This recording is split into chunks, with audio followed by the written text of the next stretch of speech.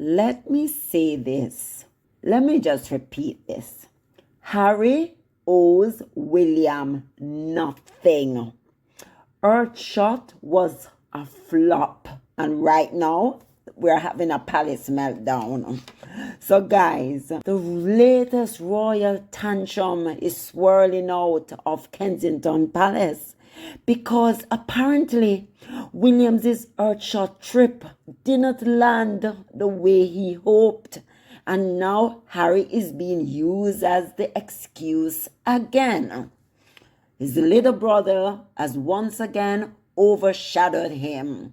And oh dear, because for William, for him to succeed, everybody must sit down. Everybody must not do anything. But William, this is the world you're living in. That will never happen. That will not happen, William. Nobody likes what you're doing. Your projects don't have any thing to it because you don't even believe in what you're promoting. So as a result, nobody likes it. Earthshot was a flop. It flopped spectacularly. Don't blame Harry. Harry's projects are doing well. His supporters, he has a community that support him, that love him, that roots for him, that wants the best for him. On the other hand, Earthshot is what now? 5 years? There's no significant anything that you have done. You haven't, first of all, you went to Brazil, you cut down how many 10,000 worth of trees, you're flying a private jet, you did everything that was so wrong. You went to COP30, you gave a speech which a lot of your people just did not like. They were talking bad against you. You sound ridiculous. They were just not. You did not sell them.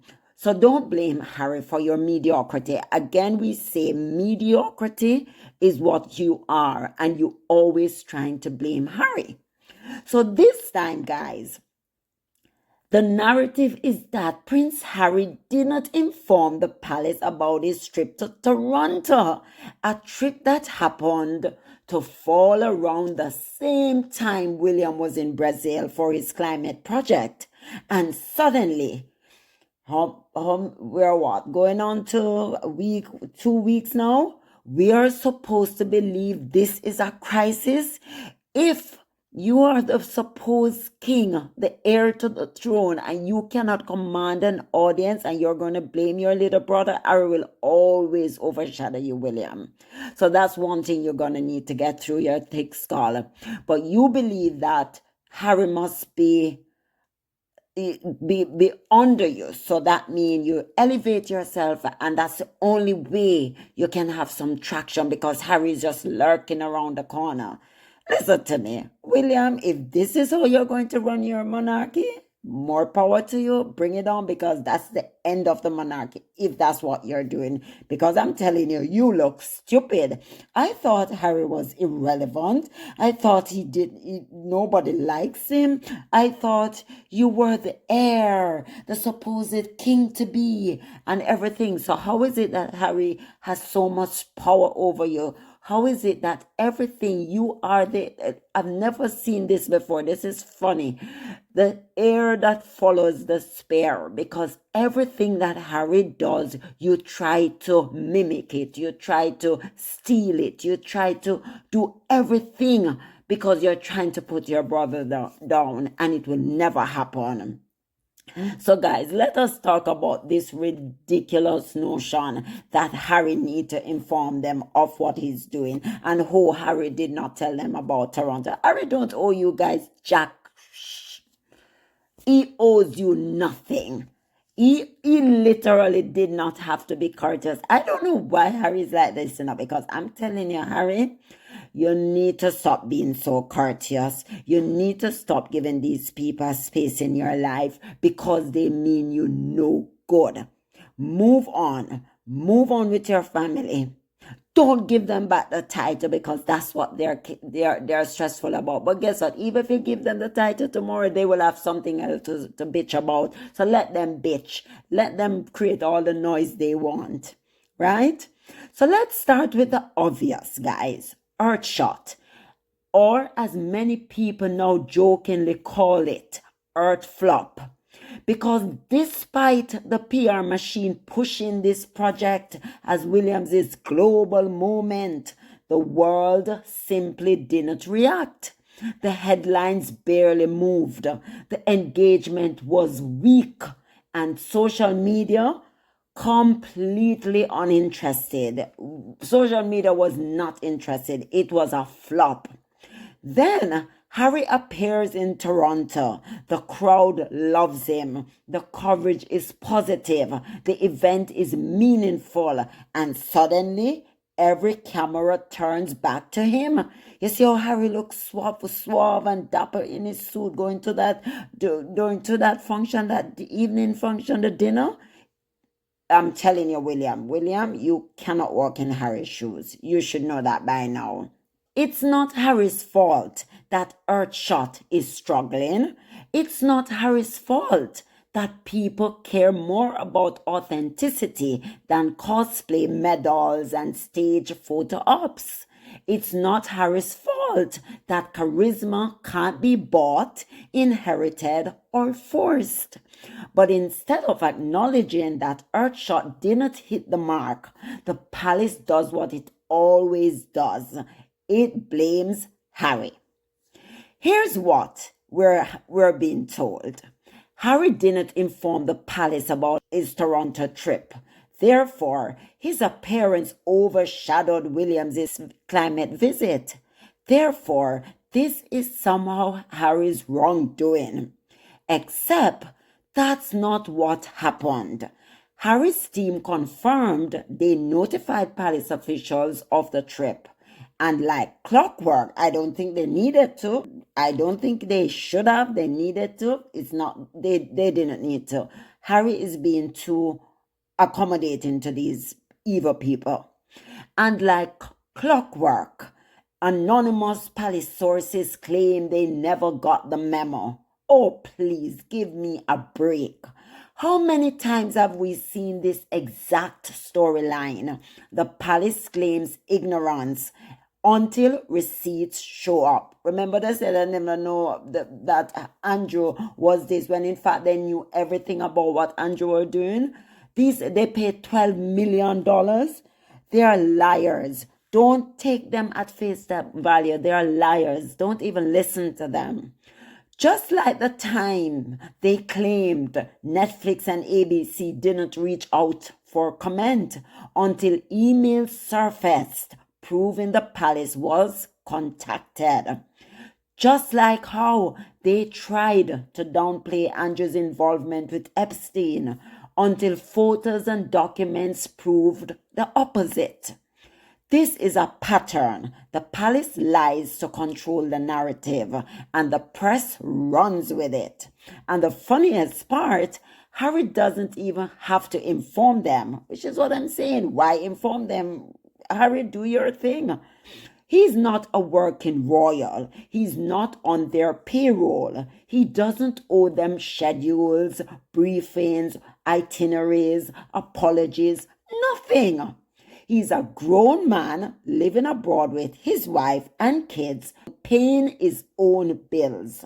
Meanwhile, William is fuming because his team didn't get the scoop first.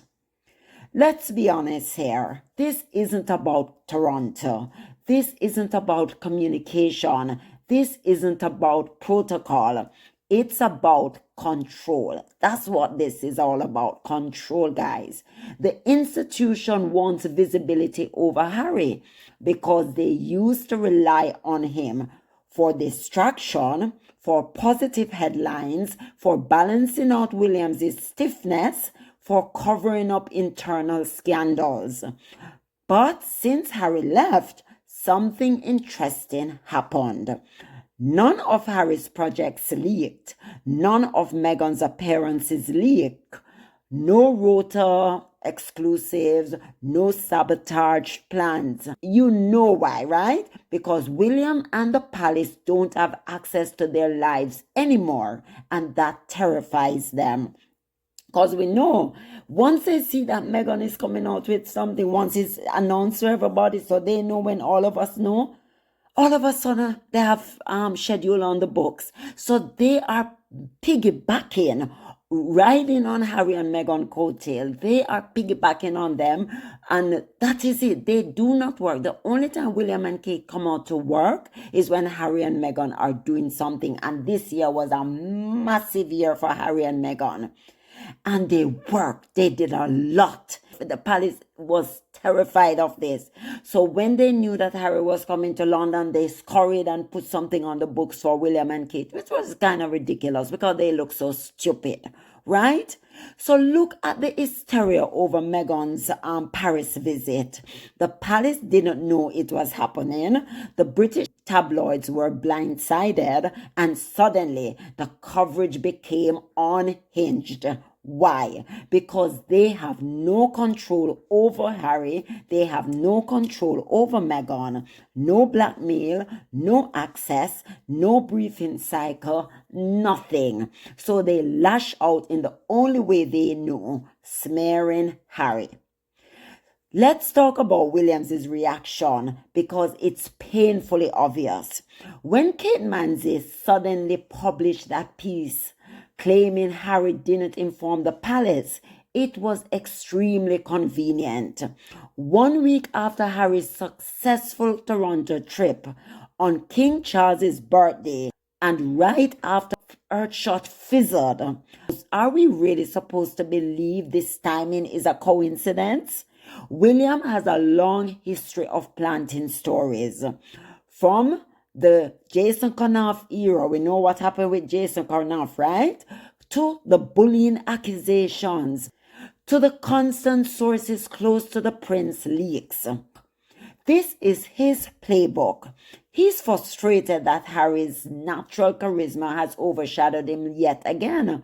But here's the thing, charisma isn't copy and paste. Cosplaying in military uniform doesn't replace actual service, and medals for simply existing don't equal authentic leadership. Harry earned his respect. William expects it. Here's the bottom line. Harry owes William nothing.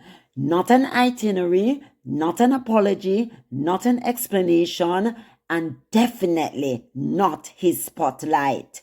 Harry is not a working royal. He doesn't answer to the palace. He doesn't take orders from Kensington Palace. He doesn't need approval from the Rota. Harry left and he built a life with boundaries, privacy, and independence. If anything, Harry has been generous, even informing his father about Toronto at all. He absolutely did not need to. He doesn't owe them visibility over Meghan's life either. And that's why the press loses its mind whenever she appears anywhere. The palace wants control. Harry is free, and that freedom exposes how dysfunctional the institution really is. So when the headlines scream that Harry didn't inform the palace, just remember, this is not about protocol. This is not about Toronto. This is not about royal rules. This is about William being embarrassed again because his project didn't perform. It's about the palace panicking because Harry continues to thrive without them. It's about a controlling family upset that the one member who walked away refuses to come back under their thumb. Harry owes William nothing, he owes the palace nothing, and he owes the media absolutely nothing. He's living his life. He's doing meaningful work and showing up with authenticity. Something you can't manufacture with PR. And that will always be his superpower, his real power. Yes, so guys, they can squirm, they can fuss, they can bitch, they can gripe. Harry owes them nothing. So guys, that's what I wanted to bring you, the ridiculousness. Please don't forget to like, subscribe, turn on your notification bell so you never miss a beat. Bye.